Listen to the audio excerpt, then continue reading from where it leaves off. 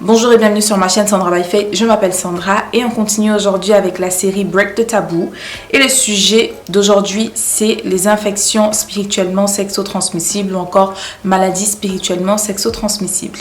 Si tu te demandes d'où ça sort ce nom en te disant « j'ai jamais entendu ça », c'est moi qui l'ai complètement inventé, d'accord ? Donc avant de commencer, je vais déjà, comme tu le sais, t'inviter à ouvrir la barre d'infos pour pouvoir voir les liens qui vont t'aider à te procurer ces deux livres-là. Donc le premier, c'est Amour, sexe et rencontres de Andy Stanley qui coûte 14,90 €. Je l'ai acheté à la CLC. Et le deuxième, c'est Le choix de la pureté de Randy Alcorn qui coûte moins de 10 €, aussi acheté à la CLC. Donc comme je t'ai expliqué, ce sont des livres vraiment qui parlent de sexualité et de relations. Donc je t'invite vraiment à te les procurer parce qu'ils vont t'aider à aller plus loin dans ta compréhension de ce sujet. Alors ensuite, comme je te disais, dans la barre d'infos tu vas trouver aussi tous les liens dont je te parle dans cette vidéo pour pouvoir aller plus loin encore une fois de plus dans ta compréhension de ce dont on parle ici. Donc n'hésite vraiment pas à regarder la barre d'infos parce qu'il y a tout ce dont tu as besoin à l'intérieur. Alors on va commencer tout de suite. Donc comme je te disais, aujourd'hui on va parler de maladies psychologiques en fait parce que finalement au cours des recherches et en recoupant toutes les informations entre elles, je me suis rendu compte effectivement que les maladies psychologiques sont des maladies spirituelles parce que la psychologie est définie comme étant l'étude scientifique des phénomènes de l'esprit, tu vois, et spirituel vient d'esprit. Donc les maladies psychologiques sont bien des maladies spirituelles et je vais te donner aussi la définition d'une maladie psychologique, encore appelée maladie mentale. Donc une maladie mentale est un ensemble de dérèglements au niveau des pensées, des émotions et ou du comportement qui reflète un trouble biologique, psychologique ou développemental des fonctions mentales. Donc comme je te disais, pour faire un rapide récap de tout ce qu'on a vu jusqu'ici, le rapport sexuel n'est pas juste un acte physique, c'est un acte qui implique les trois dimensions de notre corps, donc l'esprit, de notre être tout entier, donc l'esprit, l'âme et le corps. Et parce que les relations sexuelles ont été créées par Dieu pour pouvoir être pratiquées uniquement dans le cadre du mariage, à partir du moment où c'est pratiqué hors du mariage, ça ouvre la porte en fait à tout type de dérèglement et à tout type de dysfonctionnement, tout simplement parce que tout rapport sexuel pratiqué en dehors du mariage relève du péché et la Bible nous dit que le péché, le salaire du péché c'est la mort, le péché conduit à la mort, la pratique du péché conduit à la mort et donc on sait très bien que les maladies ne sont autres qu'une arme de plus de Satan pour pouvoir s'en prendre à l'être humain, tout simplement. Alors, pour continuer, en continuant, je vais te donner aussi la définition d'infection parce que je t'ai parlé aussi donc d'infection spirituellement sexo-transmissible. Une infection, c'est une pénétration dans l'organisme du genre pathogène. Les germes pathogènes entraînent les maladies. Alors, ce qu'il faut savoir aussi, c'est que la Bible nous dit que tout homme a péché et a été privé de la gloire de Dieu. Car tous ont péché et ont été privés de la gloire de Dieu, tout simplement parce que le péché est rentré dans le monde originellement par Adam et Ève, donc qui sont les premiers hommes. Dieu a créé l'homme, Adam, et a créé la femme et a façonné la femme par Adam qui est Ève. Donc, à partir du moment où eux, ils ont péché, c'est eux qui ont fait rentrer le péché dans le monde. Ce qui fait que toutes les personnes qui sont nées après ont en elles la loi du péché. Ce qui fait que de naissance, en fait, tout le monde naît pécheur. Et au fur et à mesure du temps, des années qui avancent, etc., le péché n'a cessé de grandir et n'a cessé de se développer et n'a cessé de se muter. Et c'est ça qui a fait en sorte que toute cette mutation, en fait, se développe et crée des microcellules, des microparticules qui se sont transformées en beaucoup de choses, ce qui fait qu'aujourd'hui, le péché peut être vécu et transformé et représenté sous multiples formes, d'accord? C'est important en fait que tu comprennes cette partie-ci pour comprendre en fait que le péché est la porte ouverte à tout type de choses et ce, peu importe le péché. Parce que tu vas te dire, ok, mais c'est juste des relations sexuelles, comment est-ce que juste la relation sexuelle peut faire en sorte qu'on puisse devenir schizophrène? Comment est-ce que ça peut faire en sorte qu'on puisse devenir dépressif? D'ailleurs, la dépression qui est une maladie qui touche vraiment énormément de personnes et qui se manifeste de différentes manières. Donc vraiment c'est important que tu suives ici pour vraiment comprendre. Et comme je te l'ai dit, donc nous sommes des êtres tripartites, esprit, âme et corps, ok? Je t'ai parlé tout à l'heure donc du péché qui s'est développé et qui s'est multiplié et qui au fur et à mesure des années s'est muté pour pouvoir se diviser en plusieurs cellules et se manifester sous différentes formes. Donc je vais te donner la définition de mutation. Une mutation est une variation brusque d'un caractère héréditaire par changement dans le nombre ou dans la quantité. Donc comme je te disais, au début, ça a commencé juste par le fait de croquer dans le fruit interdit. Et tout de suite, à partir du moment où ils ont péché, eh bien, le péché est rentré en eux. On a dit que la Bible nous dit que quand Dieu est arrivé et qu'il a cherché Adam, ils ont tout de suite eu peur parce qu'ils ont entendu Dieu arriver. Quand ils ont péché, leurs yeux se sont directement ouverts. Ils se sont rendus compte qu'ils étaient nus. Donc, ils ont pris conscience, en fait, de leur état physique. Et donc, ils ont eu honte. Donc, tout de suite, en fait, à partir du moment où le péché est rentré en eux, il y a la honte qui s'est manifestée. Il y a la peur qui s'est manifestée. Il y a la crainte qui s'est manifestée. Il y a le déni qui s'est manifesté parce que quand Dieu arrive et qu'il demande Adam, où es-tu? Il dit, Adam répond, je me suis caché, Seigneur, parce que je suis nu. Et il lui dit, mais pourquoi est-ce que qui t'a appris que tu es nu? Et il dit de suite, c'est la femme que tu as placée à côté de moi qui m'a donné du fruit de l'arbre de la connaissance du bien et du mal à manger. Donc tout de suite, en fait, Adam, il est dans le déni.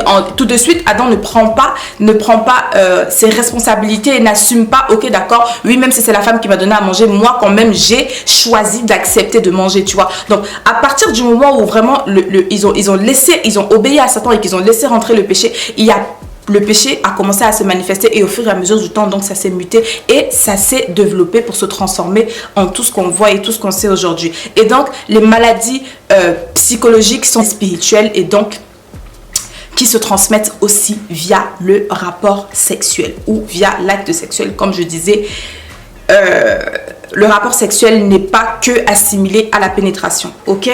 Donc, pour t'illustrer tout ce que je viens de te dire, je vais te lire Jacques 1 à 13 à 15.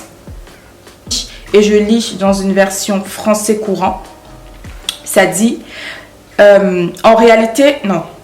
Si quelqu'un est tenté, qu'il ne dise pas c'est Dieu qui me tente, car Dieu ne peut être tenté de faire le mal et il ne tente lui-même personne. En réalité, tout être humain est tenté quand il se laisse entraîner et prendre au piège par ses propres désirs. Ensuite, tout mauvais désir conçoit et donne naissance au péché, et quand le péché est pleinement développé, il engendre la mort. Donc comme je t'expliquais au début, le péché a pour seul but de venir créer et ramener la mort en nous. Donc c'est le but donc de chacune de ces maladies, parce que toutes les personnes qui ont expérimenté la dépression, toutes les personnes qui ont expérimenté quelques troubles psychologiques que ce soit, ou qui expérimentent encore quelques troubles psychologiques que ce soit, c'est vraiment, ce sont des maladies en fait qui viennent t'attaquer au cœur même de qui tu es, c'est-à-dire dans ton intelligence, dans tes émotions, et tout cela finit par se transformer en fait et par se rendre visible dans ton corps, tu vois. Par exemple, les gens qui sont schizophrènes, qui sont fous, il y en a qui se tailladent, il y en a qui se scarifient, il y en a qui font des tentatives de suicide, etc. Donc c'est vraiment...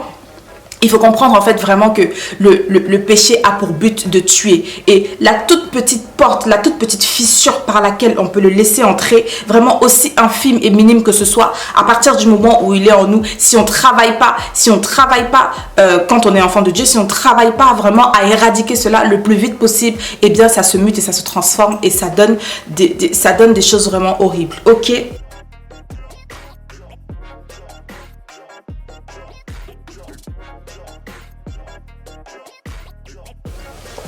Donc, maintenant qu'on a terminé avec la partie explication, comme je te disais, je voulais vraiment prendre le temps de te faire comprendre ça. Tu vas me demander concrètement qu'est-ce que ça veut dire, n'est-ce pas? Concrètement, ça veut dire quoi? Comme je t'ai expliqué, pour résumer, ça veut dire que parce que la sexualité touche et passe par l'affect, c'est-à-dire que la sexualité affecte et modifie nos émotions dont le siège se trouve dans le cerveau, et le cerveau qui communique avec notre âme, et notre âme aussi qui est reliée et qui communique avec notre cœur, tout ceci est renvoyé dans notre corps tout entier, et donc ça crée les maladies. Ok? Je répète encore ici, comme je t'ai dit, 1 Thessaloniciens 5, 23 nous dit que nous sommes esprit, âme et corps. D'accord?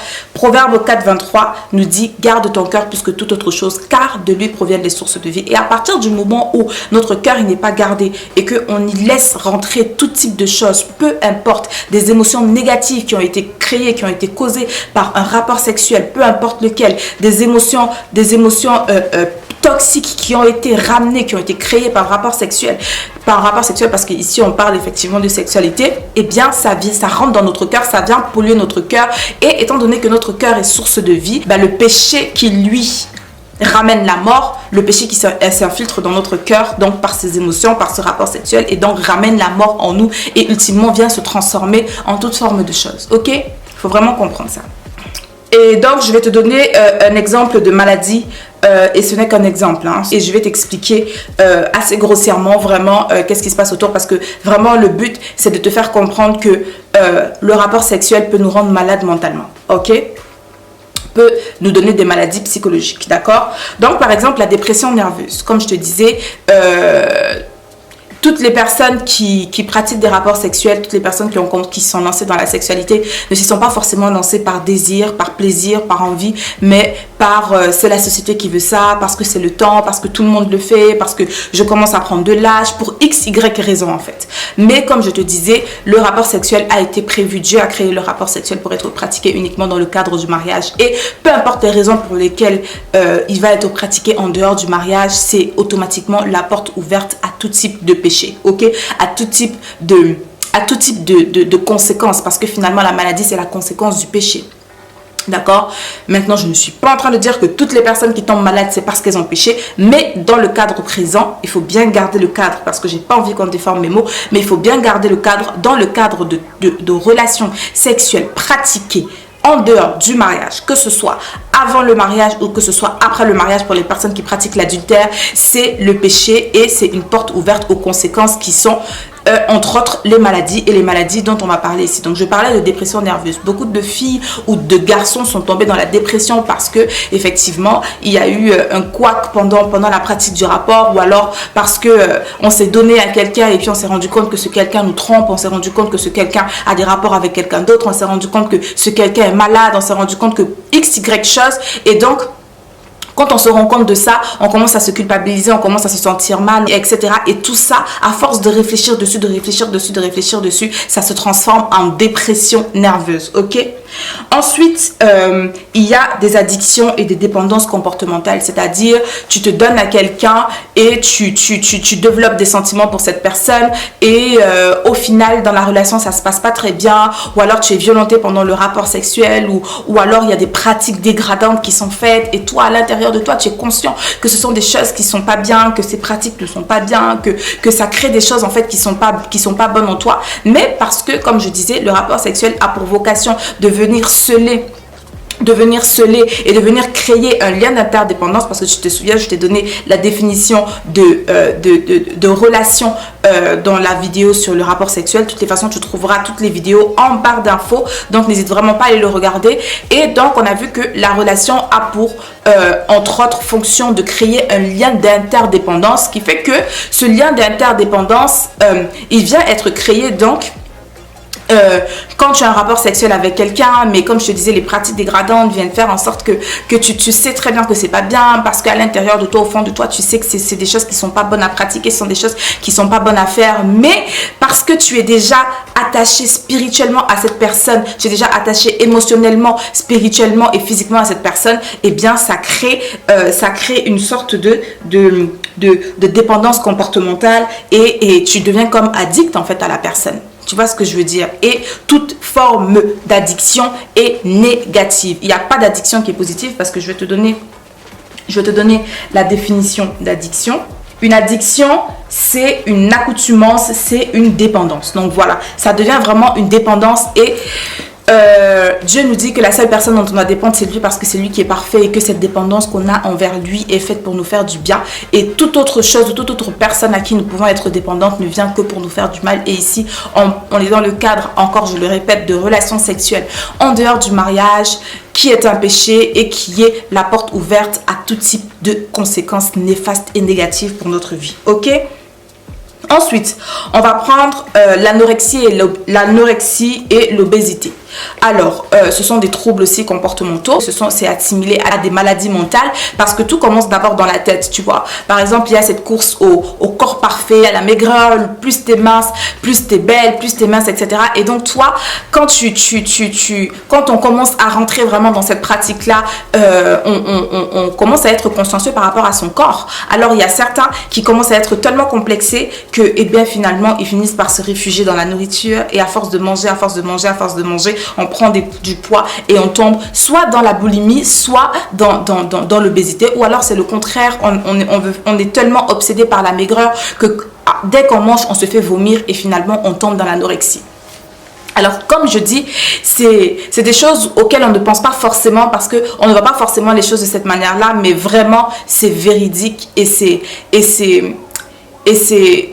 malheureusement vrai parce que au final, comme je disais, généralement, on ne voit que la finalité des choses. On se dit, ok, je rencontre quelqu'un, je couche avec lui et puis c'est terminé. Alors que non, ça ne se passe pas comme ça. Il y a tout un processus, tout un mécanisme qui se met en place et je le répète encore, l'acte sexuel est un acte qui nous implique esprit, âme et corps. Et donc, toutes ces dimensions-là de notre être sont touchées lorsque on s'unit sexuellement avec quelqu'un ou lorsqu'on pratique quelques relations sexuelles que ce soit. Parce que par exemple, si on prend le cas de la pornographie, le fait de regarder tout le temps de la pornographie et de se masturber, parce que généralement là où il y a pornographie, il y a forcément masturbation. Donc, le fait de regarder de la pornographie et de se masturber, il y a des personnes qui ont des dépendances, qui créent des dépendances et des troubles comportementaux envers eux-mêmes, tu vois, parce que généralement, et c'est pour ça que la Bible dit, si ta main droite est pour toi une occasion de pécher, coupe-la, parce que il y en a qui deviennent insatisfaits, qui deviennent dépendants à eux-mêmes, qui deviennent dépendants à leur façon de faire les choses, à leur façon de se faire éjaculer, parce que je ne veux même pas dire que il n'y a aucun plaisir en fait dans la relation sexuelle pratiquée de manière illicite. Donc c'est juste vraiment quelque chose de psychologique. On se dit ok, j'ai l'habitude de le faire comme ça, donc je préfère le faire moi-même, etc. Donc c'est vraiment, moi je suis pas psychologue, hein, je te donne juste vraiment le résultat de mes recherches. Donc vraiment, si tu veux pousser plus loin, je t'invite vraiment, et comme je te le dis, à aller plus loin dans la réflexion, ok? Donc j'ai encore trouvé quoi? J'ai trouvé en ce qui concerne la vidéo précédente où je t'ai parlé d'avortement, je t'ai parlé de schizophrénie et qui sont des réalités. Donc je t'ai parlé de schizophrénie, et ici aussi il y a des troubles de la personnalité. Je pense que la folie, la schizophrénie sont assimilés à des troubles de la personnalité. Il y a l'anxiété. Je vais te donner la définition de l'anxiété. L'anxiété, c'est une inquiétude extrême. Tu vois, quand tu es dans une relation et que tu sais très bien que la relation, elle est bizarre, et que tu as fini par t'attacher à la personne et que tu te rends compte que la personne n'est pas très claire, elle n'est pas très nette, tu sais que, ou alors tu as déjà été trompé une première fois, et donc tu ne peux pas t'empêcher d'être inquiet, de te poser des questions, et ça crée en toi une jalousie maladive qui fait en sorte que tu sois tout le temps en train d'épier, tout le temps en train de t'inquiéter, tout le temps, en gros tu es tout le temps dans des réflexions, tu es tout le temps dans des suggestions, etc. Donc ton esprit, il est tout le temps occupé à te faire des films, et toujours des films sombres, etc. Donc c'est vraiment, oh là là, toutes ces choses-là viennent parce que, eh bien, tu t'es attaché sexuellement à quelqu'un, et que donc tu as ouvert la porte à ton être tout entier, et donc toutes ces choses-là se sont invitées chez toi, tu vois. Des problèmes de concentration, des problèmes de mémoire, des problèmes de fausse interprétation des événements, problèmes de concentration et problèmes de mémoire. Ça, tu vois, c'est comme je te disais, aujourd'hui, la sexualité, la pratique de la sexualité se fait de plus en plus jeune. Tu as des enfants qui commencent à 11-12 ans à pratiquer la sexualité, alors qu'on a vu précédemment qu'un cerveau humain continue de se développer jusqu'à environ l'âge de 25 ans. Donc ça veut dire que quand tu as 11, 12 ans, 13 ans, 14 ans, 15 ans, et que tu commences à rentrer dans une pratique intensive de la sexualité, et peu importe, comme je disais, masturbation, pornographie, pensée sexuelle, etc., et acte en lui-même, eh bien, ton cerveau, il commence à être déformé, parce que Dieu ne nous a pas créés pour que, à cet âge-là, déjà Dieu ne nous a pas créés pour qu'on ait des rapports sexuels en dehors du mariage, et encore moins pour qu'à cet âge-là, on commence à rentrer de telles informations, on commence à exercer notre cerveau à de telles pratiques, en fait, parce que Dieu n'a pas créé les choses comme ça. Donc c'est totalement un désordre qui, à partir du moment où il rentre en nous, il vient semer la confusion et nous affecte bien plus qu'on ne pourrait le penser. Donc tu as des enfants qui, voilà, commencent la sexualité à partir des des enfants qui commencent à regarder de la pornographie dès l'âge de 7 ans, 8 ans. Et 7 ans, ne crois pas que ce n'est absolument pas jeune du tout, parce que moi j'étais en famille d'accueil. Il y avait un garçon qui était là avec nous, et le garçon il avait environ 8 ans, 9 ans, et sa maman avait pris l'habitude de le mettre devant des films pornographiques pendant qu'elle couchait avec ses multiples amants, parce que sa maman avait multiples amants. Donc, et l'enfant était vraiment traumatisé, il était vraiment troublé, à tel point qu'une fois, le monsieur de la famille d'accueil dans laquelle j'étais l'a trouvé en train de masturber le chien. Alors maintenant, c'est clair que c'est des choses qui vont certainement choquer beaucoup d'entre vous, mais c'est dire à quel point en fait le péché est sale, et à quel point son but c'est vraiment de venir nous tuer en fait, et vraiment de venir nous détruire.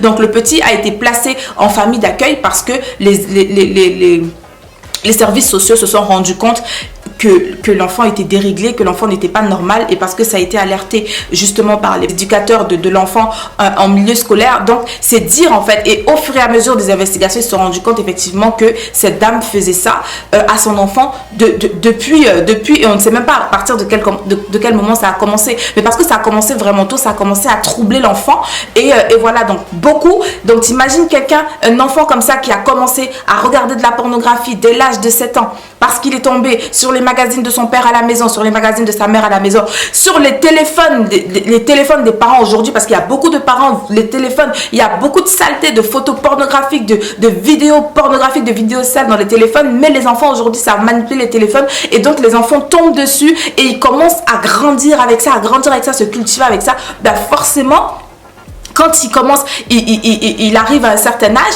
eh bien, il est plus capable d'utiliser son cerveau de manière normale, parce que le cerveau a été déformé avec des choses, des informations qui ne sont pas censées être pour lui. Et puis de toutes les façons, comme je dis, ça reste le péché. Donc peu importe qu'on soit adulte ou pas, à partir du moment où on commence à regarder ces choses-là qui sont sales, parce que pornographie, que ce soit dans le mariage, que ce soit en dehors du mariage, ça reste le péché, ça reste de la saleté, ok? Donc peu importe, ça vient vraiment déformer notre perception des choses, déformer notre cerveau, déformer et diminuer nos capacités et nos habilités de faire les choses. Donc, problème de concentration, problème de mémoire et fausse interprétation des événements, c'est entre autres, et je vais m'arrêter là, c'est entre autres des maladies auxquelles on peut faire face quand on se met à pratiquer de manière illicite la sexualité.